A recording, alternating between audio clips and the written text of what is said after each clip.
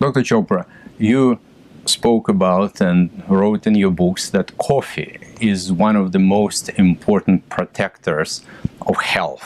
Could you please expand on your idea and talk about the coffee's effect for health? Yeah, it's a great question. So, as you mentioned, I'm a liver expert, and I got very intrigued about 25 years ago when I read that coffee drinkers have lower levels of liver enzymes in the blood.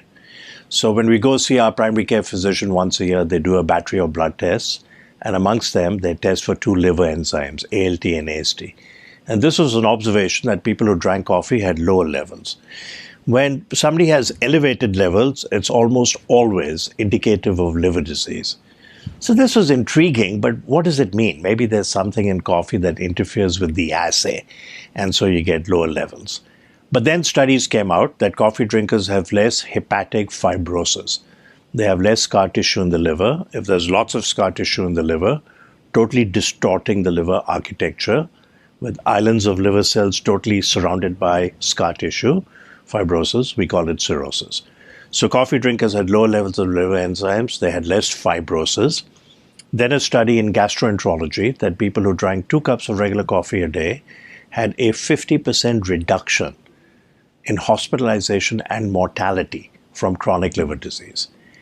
It turns out that primary liver cancer arising in the liver, is now the 3rd leading cause of cancer mortality in the world. And multiple studies and a meta-analysis have shown that people who drink 2 cups of regular coffee, 40% reduction in primary liver cancer mortality. So lower liver enzymes, less scarring, less fibrosis, less hospitalization, less mortality, less liver cancer. It turns out that coffee drinkers also have a lower risk of 4 other common cancers: metastatic prostate cancer, colon cancer, skin cancer, including malignant melanoma, very deadly skin cancer, and endometrial cancer. So 5 cancers, people who drink coffee have a low incidence.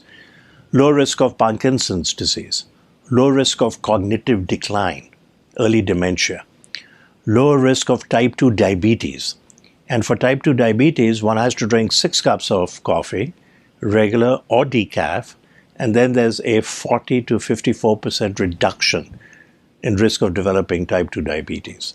If somebody already has type 2 diabetes and they drink 2 cups of coffee a day, regular or decaf, 30% reduction in cardiovascular mortality.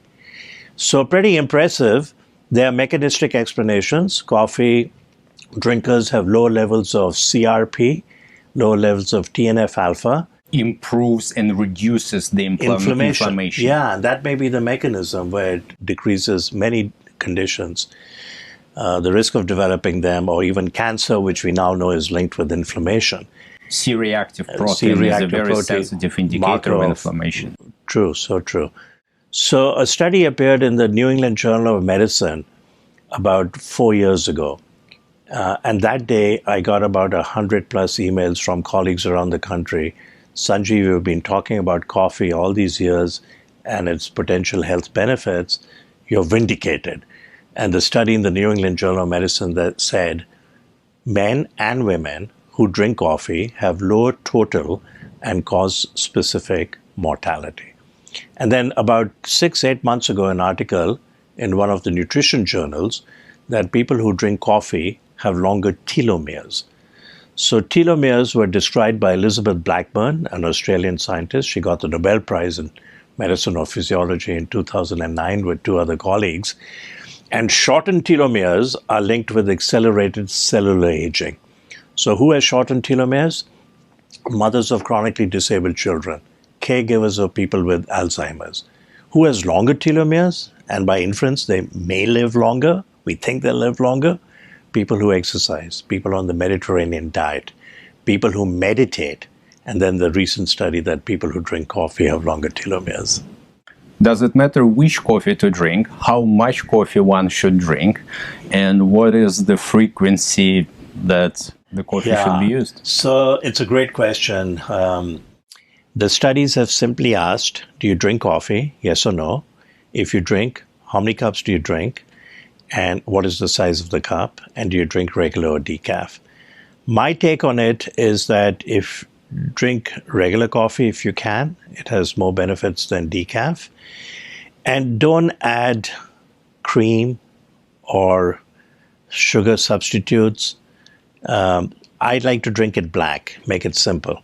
Then I don't have to worry about sugar and Splenda and do I put milk and is the milk cold and it's going to make my coffee cold. So I drink black coffee. If somebody wants to sweeten it, add sugar. Don't use artificial substitutes. Artificial sugars are turning out to produce worse glucose intolerance because it actually changes the microbiome in the GI tract. This is one of the hottest topics in medicine. Microbiome, it's been called the second human genome, the inner bacterial rainforest. There are trillions of bacteria in our GI tract. In aggregate, they weigh 3 pounds. It's a newly discovered organ. So if you want to have a Coca-Cola, have a Coca-Cola. Maybe have 1/3, savor it, enjoy it, rather than have a Diet Coke, which has only 1 calorie, but actually has many injurious health effects.